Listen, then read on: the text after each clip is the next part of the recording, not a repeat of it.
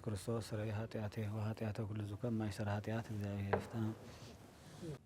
በስመ አብ ወወልድ ወመንፈስ ቅዱስ አሐዱ አምላክ። ጸቦና አሁን አረጋዊ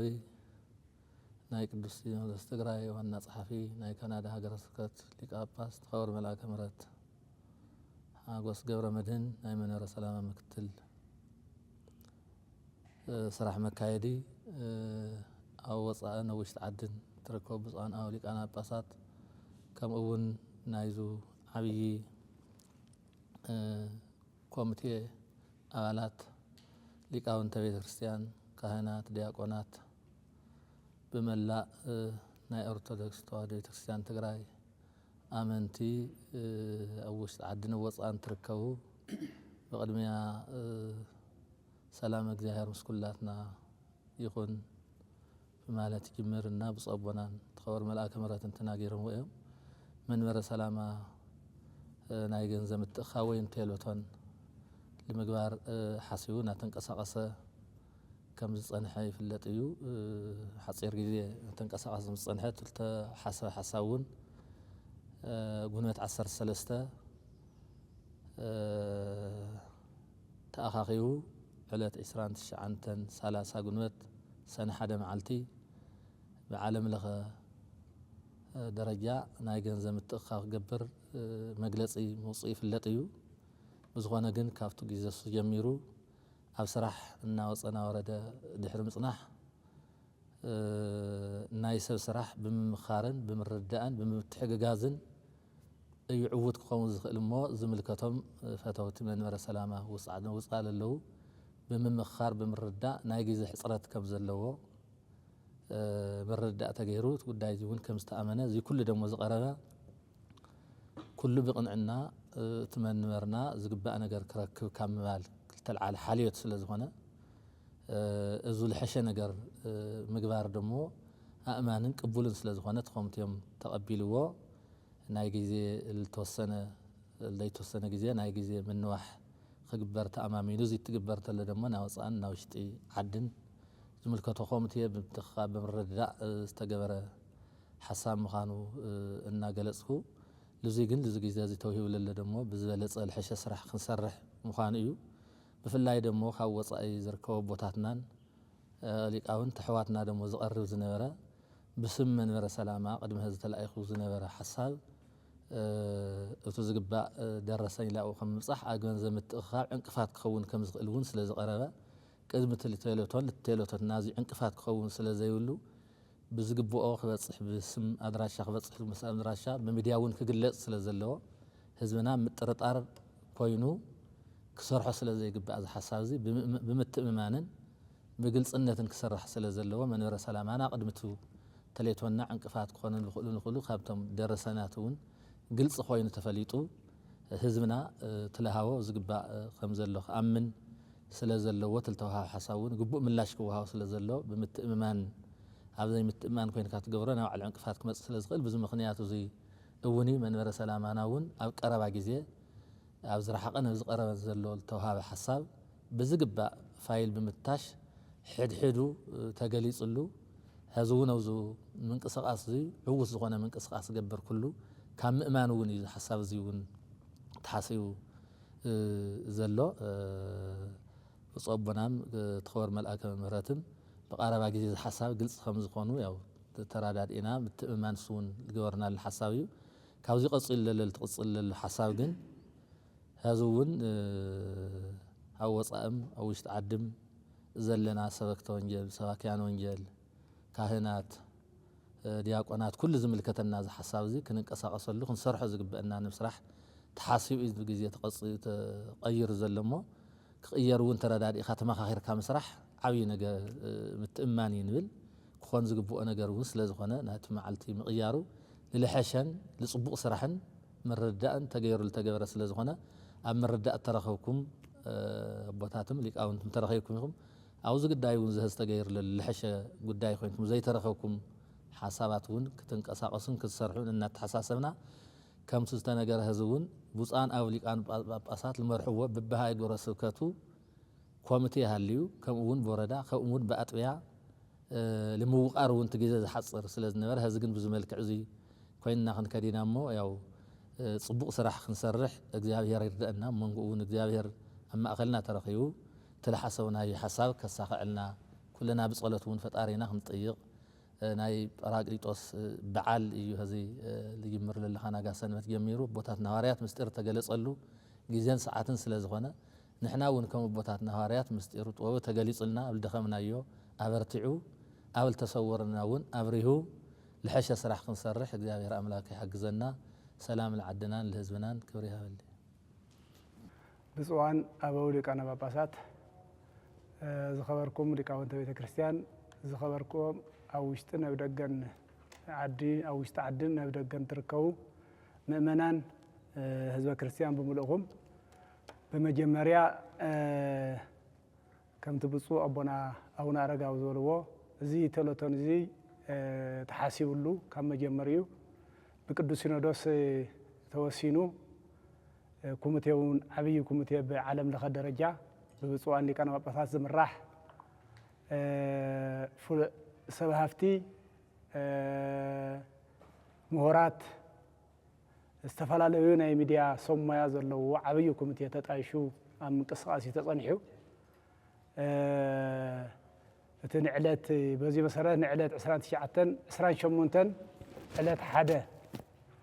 29 ዕለት 1 ተባሂሉ ዝነበረ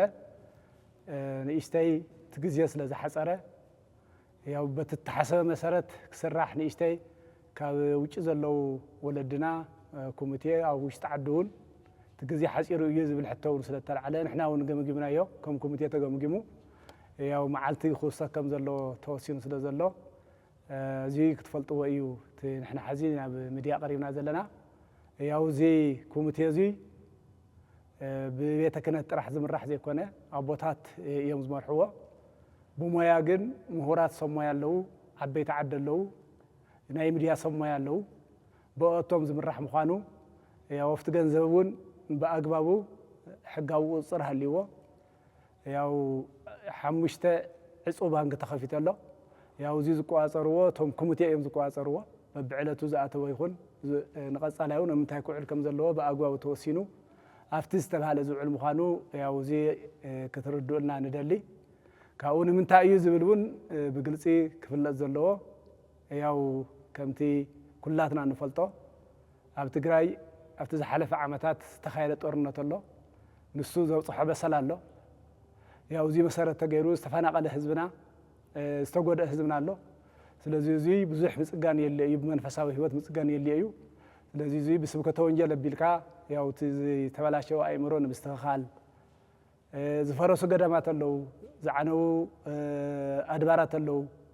ነዚ እውን ምፅጋን ክድሊ እዩ እና እዚ መሰረት ተገይሩ ቅዱሳት መፅሓፍትና ኩላትና ከም ንፈልጦም ቅድም ኢሎም ካፍቲ ዓላሙ ወፃኢ ካልኦት ሰባት ንናይ ባዕሎም ዕላማ ኢሎም ትርጉት ተልእኹ ዝሰሓተ ኣሎ ካብኡ ካብ ግእዝ ናብ ትግርኛ እቶም ንእሽተይ ናይ ታሪክ ፍልሰት ዘለዎም ታሪኾም ተስተኻኺሎም ክህተሙ ንህዝብና ክመሃር ብቋንቋ ክመሃር ብቋንቋ ክጽሊ ስለ ዝግብኦ ነዚ ከዓ ዘድልዩ ናይ ህትመት ስራሕቲ ስለ ዘሎ ናይ ትርጉም ስራሕቲ ዘሎ ነዚ እውን ቅድሚያ ሂብካ ንምስራሕ እዩ ካብኡ ናይ ባዕሉ ናይ ቤተ ክህነት ዘመናዊ 21 ክፍለ ዘመንና ዘለና በቲ ዘመኑ ናይ ባዕሉ ሚድያ ስለ ዘሎ ነዚ መሰረት ተገይሩ እውን ናይ ብፁዓን ሊቃነ ጳጳሳት መንበር እውን ናይቲ ቤት ፅሕፈት ቀፂሉ ነቲ ቤት ፅሕፈት እውን ያው ትካል ምህናፅ ወሳነ ስለ ዝኾነ ነዚ እውን ተሓሲቡ ዝግበር ዘሎ ምዃኑ ያው ኣብቲ ናይ ህዝቢ ትግራይ ጉድኣት ንምሕያው ዝውዕል ዘሎ ምዃኑ ኣቐዲምኩም ክትፈልጡልና እሞ እዚ መሰረት ተገይሩ እቲ ንቐጻላይ ምስቶም ናይ ውጭ ኮይና ወሲንያ ዘለና ዓለት ግን ኣብ ዝቕፅል ኣብ ወፃኢ መዓዛ ከም ዝካየድ ኣብ ውሽጡ እውን መዓዛ ከም ዝካየድ በብሃገረ ስብከቱ ያው ብግልፂ ከምዚ ኣብ መድረክ ወፂና ክነፍልጥ ኢና እዚ ክትፈልጡልና ኢና ንደሊ ካብኡ እቲ ኮሚቴ እውን 5 ንኡሳን ኮሚቴ ኣለዉ እዮም በብሃገረ ስብከቱ እውን ኮሚቴ ክጣየሽ እዩ ስለዚ እዚ ህዝብና ነዚ ፈሊጥካ ያው ክትድግፍ ካብ ሎሙ ጀሚሩ እቲ ሕሳብ ቁፅሪ እውን ያው ወፂ ስለ ዘሎ ካብ ሎሙ ጀሚሩ ክህብ ዝደሊ ያው ናፍቲ ሕሳብ ቁፅሪ ኣታዊ ምግባር ይኽእል እዩ ምክንያቱ ቴሌቪዥን ዝግበረሉ መዓልቲ ናይ መወዳእታ تستخفله عالم نفلط اللي ينبر شو معلت كبترح مالت سلازي كونه كابلو مجميرو ያው ህዝብና በቲ ተለጥፎ ዘሎ ሒሳብ ቁጥሪ ኣታው ክገብር ዝኽእል ምዃኑ እንዳተሓሰብና ያው ነዚ ተለቶን እዚ ንምዕዋት ኩላትና ተደጋጊፍና ኢደይ ኢድካይልና ስለዚ ክንተሓበር ከም ዘለና ብስም ቅድስት ቤተ ክርስቲያን ተሓስብ በስመ አብ ወወልድ ወመንፈስ ቅዱስ አሐዱ አምላክ ሰቦና ሁና አረጋዊ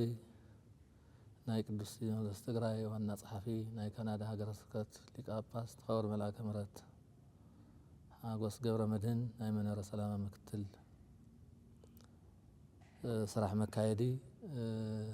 ኣብ ወፃእን ኣብ ውሽጢ ዓድን ትርከቡ ብፁዓን ኣበው ሊቃነ ጳጳሳት ከምኡ እውን ናይዙ ዓብዪ ኮሚቴ አባላት ሊቃውንተ ቤተ ክርስቲያን ካህናት ዲያቆናት بملاء ناي أرثوذكس توحيد كريستيان تግራይ آمنتي أوش عدنا وصان تركبو بقدميا سلام እግዚአብሔር مسكولاتنا يكون بمالت جمرنا بصبنا تخور ملائك مرات تناغيرم ويم منبر سلاما ناي ገንዘብ ተኻወይን ቴሎቶን لمغبار حسيونا تنقسقسه كم صنحه يفلط እዩ حصير ጊዜ ተንቀሳቀስ صنحه حساون ጉንበት 13 ተኣኻኺቡ ዕለት 29 ጉንበት ሰነ ሓደ መዓልቲ ብዓለም ለኸ ደረጃ ናይ ገንዘብ ምትእኻኽ ገብር መግለጺ መውጽኢ ይፍለጥ እዩ ብዝኾነ ግን ካብቱ ጊዜ ጀሚሩ ኣብ ስራሕ እናወፀና ወረደ ድሕሪ ምጽናሕ ናይ ሰብ ስራሕ ብምምኻርን ብምርዳእን ብምትሕግጋዝን እዩ ዕውት ክኸውን ዝኽእል እሞ ዝምልከቶም ፈተውቲ መንበረ ሰላማ ውፃእ ኣለዉ ብምምኻር ብምርዳእ ናይ ግዜ ሕፅረት ከም ዘለዎ ምርዳእ ተገይሩ እቲ ጉዳይ እዚ እውን ከም ዝተኣመነ እዚ ኩሉ ደሞ ዝቐረበ ኩሉ ብቕንዕና እቲ መንበርና ዝግባእ ነገር ክረክብ ካብ ምባል ተልዓል ሓልዮት ስለ ዝኾነ እዙ ልሐሸ ነገር ምግባር ደሞ ኣእማንን ቅቡልን ስለ ዝኾነ ተኾምትዮም ተቐቢልዎ ናይ ግዜ ለተወሰነ ግዜ ናይ ግዜ ምንዋሕ ክግበር ተኣማሚኑ እዚ ትግበር ተለ ደሞ ናወፃእን ናብ ውሽጢ ዓድን ዝምልከቶ ኮሚቴ ብምትኽኻብ ብምርድዳእ ዝተገበረ ሓሳብ ምዃኑ እናገለጽኩ ልዚ ግን ልዚ ግዜ እዚ ተውሂቡ ለለ ደሞ ብዝበለጸ ልሐሸ ስራሕ ክንሰርሕ ምዃኑ እዩ ብፍላይ ደሞ ካብ ወፃኢ ዝርከቡ ቦታትናን ሊቃውንት ኣሕዋትና ደሞ ዝቐርብ ዝነበረ ብስም መንበረ ሰላማ ቅድሚ ህዝቢ ተላኢኹ ዝነበረ ሓሳብ እቲ ዝግባእ ደረሰኝ ላኡ ከም ምብፃሕ ኣብ ገንዘብ ምትእኽኻብ ዕንቅፋት ክኸውን ከም ዝኽእል እውን ስለ ዝቐረበ ቅድሚ ቴሌቶትና እዚ ዕንቅፋት ክኸውን ስለ ዘይብሉ ብዝግብኦ ክበፅሕ ብስም ኣድራሻ ክበፅሕ ምስ ኣድራሻ ብሚድያ እውን ክግለጽ ስለ ዘለዎ ህዝብና ምጥርጣር ኮይኑ ክሰርሖ ስለ ዘይግባእ እዚ ሓሳብ እዚ ብምትእምማንን ብግልጽነትን ክሰርሕ ስለ ዘለዎ መንበረ ሰላማና ቅድሚቱ ተሌቶና ዕንቅፋት ክኾኑ ዝኽእሉ ካብቶም ደረሰናት እውን ግልጽ ኮይኑ ተፈሊጡ ህዝብና ትለሃቦ ዝግባእ ከም ዘሎ ክኣምን ስለ ዘለዎ ትልተውሃብ ሓሳብ እውን ግቡእ ምላሽ ክወሃብ ስለ ዘሎ ብምትእምማን ኣብ ዘይምትእምማን ኮይንካ ትገብሮ ናብ ባዕሉ ዕንቅፋት ክመጽእ ስለ ዝኽእል ብዚ ምኽንያት እዚ እውን መንበረ ሰላማና እውን ኣብ ቀረባ ግዜ ኣብ ዝረሓቐን ኣብ ዝቐረበን ዘሎ ዝተውሃበ ሓሳብ ብዝግባእ ፋይል ብምታሽ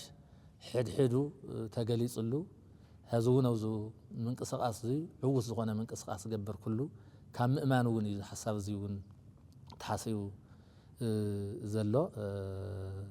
ብፀቦናም ተኸበር መልአከ ምሕረትን ብቐረባ ግዜ ሓሳብ ግልጽ ከም ዝኾኑ ያው ተራዳዲእና ምትእምማን እውን ዝገበርናሉ ሓሳብ እዩ ካብዚ ቀፂሉ ለለ ትቕፅል ዘሎ ሓሳብ ግን ሕዚ እውን ኣብ ወፃእም ኣብ ውሽጢ ዓድም ዘለና ሰበክተ ወንጌል ሰባክያን ወንጌል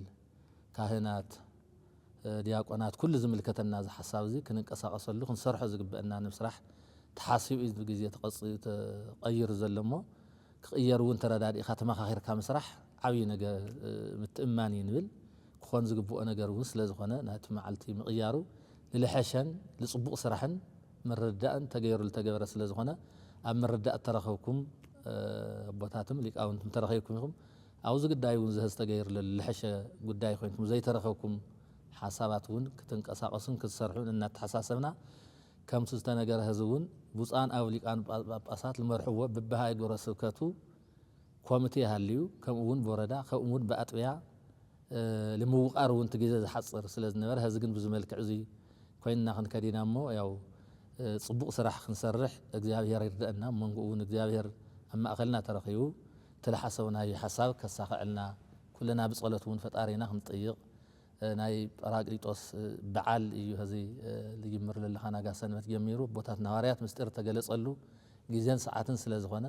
نحنا ون كم بوتات نهاريات مستر طوو تجلصلنا بالدخمنايو أبرتعو أول تصورنا ون أبريهو لحشة سراح خنسرح እግዚአብሔር أملاك يحجزنا سلام العدنان لهزبنان كبريها